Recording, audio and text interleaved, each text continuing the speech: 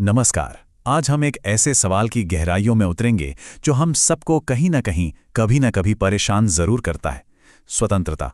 क्या हम सच में आज़ाद हैं या फिर आज़ादी के नाम पर हम किसी अनदेखे जाल में फंसते चले जा रहे हैं? चलिए मिलकर इस गुत्थी को सुलझाते हैं। सोचिए जरा, शायद इतिहास में कभी भी इंसान के पास इतनी आज़ादी नहीं थी जितनी आज है। कुछ भी सोचने की आज़ादी, कुछ भी करने की, अपनी हर छोटी बड़ी इच्छा पूरी करने की पूरी स्वतंत्रता। पर फिर एक अजीब सी बात है, इतनी सारी आज़ादी के बावजूद समाज में बेचैनी, तनाव और अकेलापन लगातार बढ़ क्यों रहा है? यही वो गहरा विरोधाभास है जिसे आज हम समझने की कोशिश करेंगे। अपनी इस पड़ताल में हम 5 पड़ावों से गुजरेंगे। सबसे पहले स्वतंत्रता के इस विरोधाभास को देखेंगे, फिर धर्म के असली मतलब को समझेंगे, उसके बाद बाजार वाली आज़ादी पर नजर डालेंगे, फिर देखेंगे कि इन दोनों रास्तों का नतीजा क्या होता है और आखिर में जानेंगे कि असली स्वतंत्रता का मतलब क्या है। तो चलिए शुरू करते हैं पहले हिस्से से, स्वतंत्रता का ये अजीब विरोधाभास। देखिए, हमने हर अनुशासन को, हर सीमा को एक जंजीर की तरह देखा और उसे तोड़ फेंकने में ही अपनी शान समझी। लेकिन इस तथाकथित आज़ादी के बाद हमें वो सुकून वाली मुक्ति नहीं मिली, बल्कि हुआ ये कि हम एक ऐसी गुलामी में दाखिल हो गए जो दिखती ही नहीं, जो खुद को स्वतंत्रता कहती है। अब इस गुत्थी को सुलझाने की चाबी एक बहुत ही पुराने सिद्धांत में छिपी है। एक ऐसा सिद्धांत जिसे आज या तो गलत समझा जाता है या फिर जानबूझकर उसकी ताकत को कम करके आंका जाता है, और वो सिद्धांत है धर्म। और जब हम धर्म कहते हैं तो हमारा मतलब किसी पूजा पाठ या कर्मकांड से बिल्कुल नहीं है। धर्म का असल मतलब है धारण करने वाला, वो नियम, वो सिद्धांत जो पूरे ब्रह्मांड को, समाज को और एक इंसान को भी संभाले हुए है। ये मानने की नहीं, बल्कि अस्तित्व के साथ सही तालमेल में जीने की बात है, एक तरह का अलाइनमेंट। इसे ऐसे समझते हैं, एक नदी का धर्म क्या है? बहना। जब वो अपने किनारों के अंदर बहती है तो जीवन देती है, बड़ी बड़ी सभ्यताओं को जन्म देती है। लेकिन अगर वो बहना छोड़ दे तो क्या होगा? वो खुद भी सूख जाएगी और अपने आसपास सब कुछ रेगिस्तान बना देगी। इसी तरह सूर्य का धर्म है प्रकाश और ऊर्जा देना। वो ये नहीं सोचता कि किसे दूं और किसे नहीं। सोचिए, अगर सूर्य एक पल के लिए भी अपना ये धर्म छोड़ दे तो पृथ्वी पर जीवन ही खत्म हो जाएगा। यही तो है अस्तित्व का संतुलन। और यही सिद्धांत इंसानी समाज पर भी लागू होता है। माँ का धर्म है स्नेह और संरक्षण, पिता का धर्म है मार्गदर्शन और जिम्मेदारी, एक शिक्षक का धर्म है ज्ञान का प्रकाश फैलाना, ना कि भ्रम का अंधेरा, और एक शासक का धर्म है न्याय और लोक कल्याण सुनिश्चित करना। जब हर कोई अपनी भूमिका, अपना धर्म सही से निभाता है, तभी समाज में एक सुंदर संतुलन बना रहता है। तो यहाँ जो सबसे जरूरी बात समझनी है वो ये है कि धर्म की ये सीमाएं बंधन नहीं है। ये तो उन रेलिंग की तरह है जो एक पुल पर हमें गिरने से बचाती हैं, या फिर उन पटरियों की तरह जो ट्रेन को उसकी मंजिल तक सुरक्षित पहुंचाती हैं। बिना पटरी के ट्रेन की आज़ादी का कोई मतलब है भला? वो तो विनाश है। धर्म संतुलन देता है, कैद नहीं।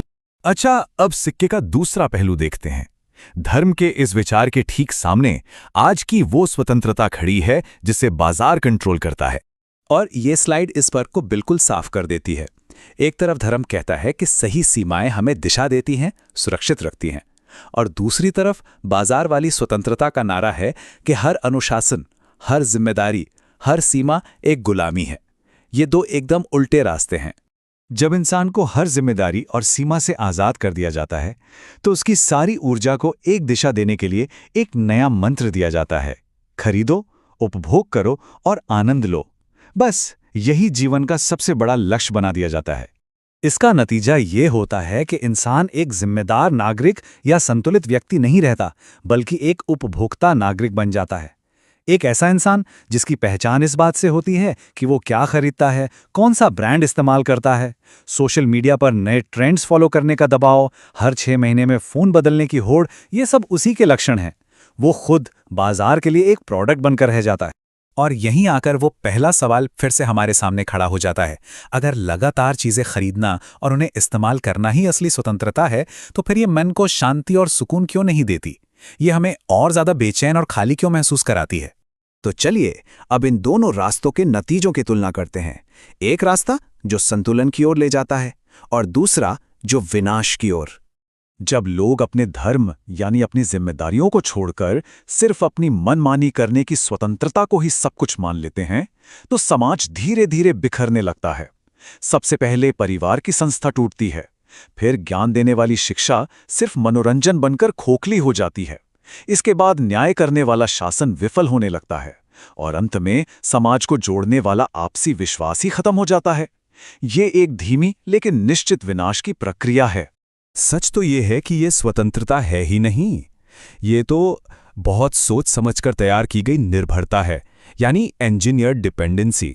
जब समाज की नींव मतलब परिवार और समुदाय कमजोर हो जाते हैं तो उस खालीपन को भरने के लिए बाजार आगे आता है और हमें अपनी हर छोटी बड़ी जरूरत के लिए खुद पर नहीं बल्कि बाजार पर निर्भर बना देता है। ये टेबल इस पूरी प्रक्रिया को साफ दिखाती है। जहां धर्म के ढांचे में माता पिता का निस्वार्थ स्नेह था, वहां अब पैसे देकर ली जाने वाली देखभाल की सेवाएं हैं।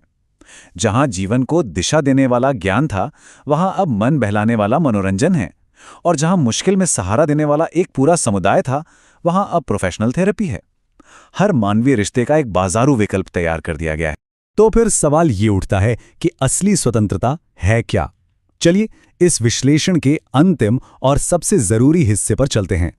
और इस पूरी चर्चा का जो सार है वो इस एक वाक्य में है।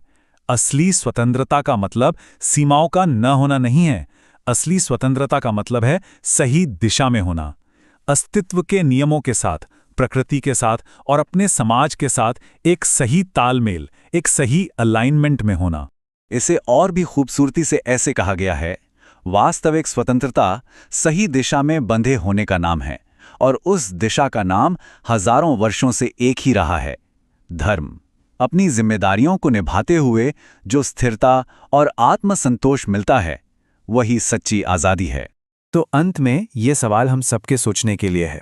ये पूछना बहुत ज़रूरी है कि जिस स्वतंत्रता का अनुभव हम कर रहे हैं, वो हमें अपने परिवार से, समाज से और अपनी जड़ों से जोड़ रही है या फिर धीरे धीरे तोड़ रही है। इस सवाल का जवाब शायद हमें सही रास्ता दिखा सकता है।